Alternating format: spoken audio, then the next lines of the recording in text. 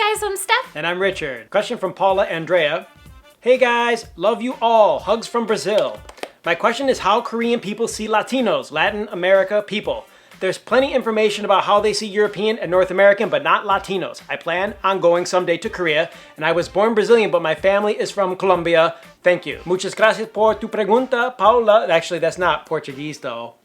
Well, she's from Colombia, speaks Spanish too. Yay. We were hanging out with Colombians the other night and doing the salsa and the chachanga and the... I don't know, what other dances do they have? We actually have been spending more time recently with people from Colombia and Latin America than we usually regularly do in Korea. It's so sad because we're leaving. I know, I'm really sad, pandas. I take this question very seriously. On one of the recent Like It's that we did, the Curvy Women Like It, I think a lot of you asked about this. And skin color is definitely an issue here. It really is. Well, after talking to the Colombian people and actually interacting with them at the salsa club, they were actually getting a lot of attention from Korean people. Specifically Korean guys when we were dancing. They were busy, occupado, every single dance. More than I was. They were always out on the dance floor. They were having a good time. Everybody wanted to dance with them. They generally had a very positive outlook on their interaction with Korean people. I think it's a very small slice of Korean society as a whole. People that are going to the salsa or the Latin dance night in Itaewon, which is the most culturally open place in Seoul, aren't necessarily going to have a problem at all with skin color. I feel like this place is like 1950s America. I take big issue with the whole skin color view that Koreans have because you're never going to hear openly that a Korean say something negative about this. This is the type of thing where back in the 1950s, white people in America thought everything was fine when actually there was terrible racial problems in the black and other communities, the minority communities in the United States. And everybody acted like everything was fine and then behind closed doors, people just talk shit about each other. I feel like that's how this place is now. They're not ready to be an international country yet, still, this place. They want to be, and they like making a lot of money, and they sell a lot of cell phones and cars and that sort of thing. And so foreigners are attracted to this place and they want to learn English, so there's a lot of foreign English teaching jobs available still in Korea. But as an international mindset, like a really open-minded viewpoint on all races, that is not this place at all. I'm sorry, and I don't mean to exude negativity, but I just want to tell it like it is. Okay, yeah. I think it's one of those things that racial prejudices exist every country, regardless. Well, and to add what I was saying, we now have a black president, but more than ever, at least we, in a way, recognize that we have severe racial problems in the United States. Whereas here, they don't even want to acknowledge it. And I guess that's really what I mean. No, I mean, think about it. Police brutality and all of the shit that's going down that comes out on YouTube virtually every day, that's a huge issue that more and more in America, people are starting to say, you know what? This is a problem. This is a big problem. Policemen, for example, should be wearing cameras. They should have cameras all the time. And some of you may disagree, but here, they're not even talking about this. They don't even want to publicly talk about the fact that they might discriminate on somebody based on their skin color. And they're doing it to Southeast Asians and they'll do it to black people. And as for Latinos, yeah, I mean, I don't really know for sure. Like, we don't really know. We walk around in white-skinned. Like, how do we really know unless we talk to them? What? Go ahead, I'm sorry. Well, I was going to say though, the people that I've interacted with that are Spanish speakers, Latin American people, overall, they've had a really great experience in Korea. Have any of them had dark color skin? I wouldn't say that they were all extremely pale. Okay. Well, actually, no. I know people who are black too. Well, yeah, we know black people here. No, but like black Brazilians, black Latin American people. All right. And tell all the peeps.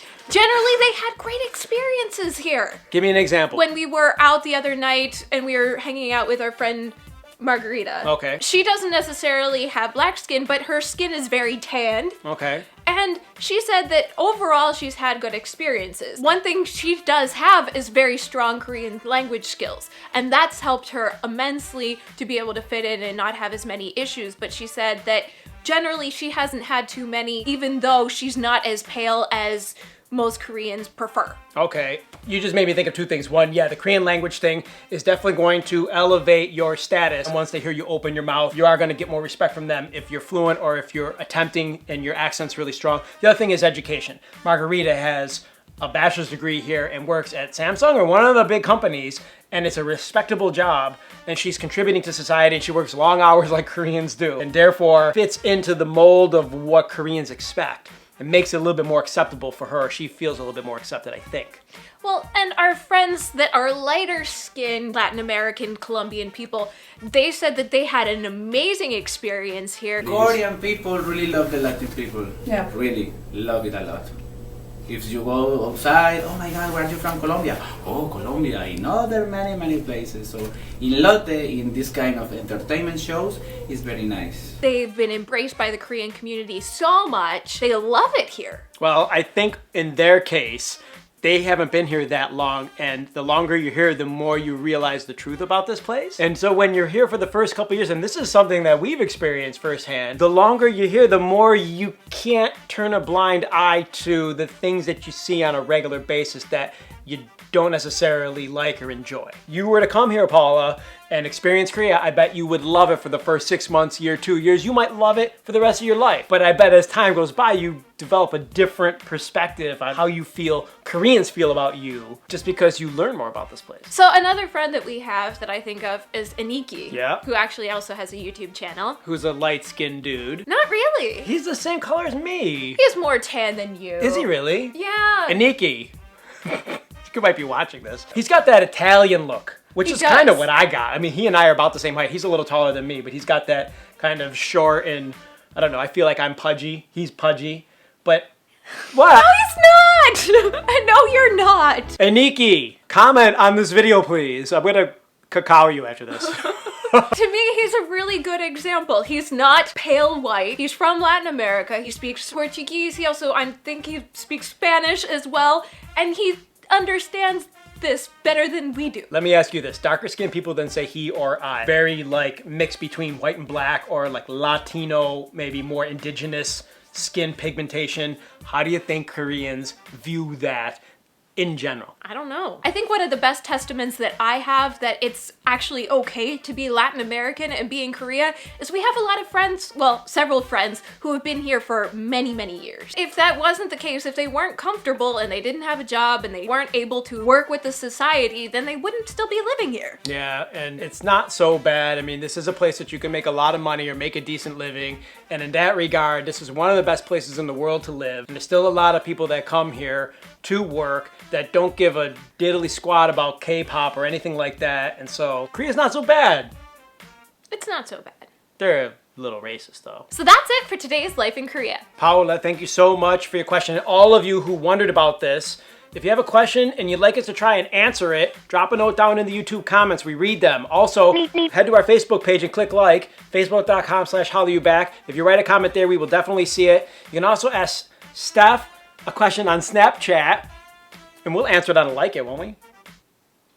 Why not? If it's good enough. If it's a good enough question for Like It, then yes. And be sure to click the Like It button, give it a big thumbs up, and subscribe, you guys, for Asian drama and Life in Korea videos. That's it for today's Life in Korea. Experience it! Click the Like It button. Is that what you said? I might have said that. Imagine if they made it a Like It button and we got the show called Like It. It'd be an awesome world.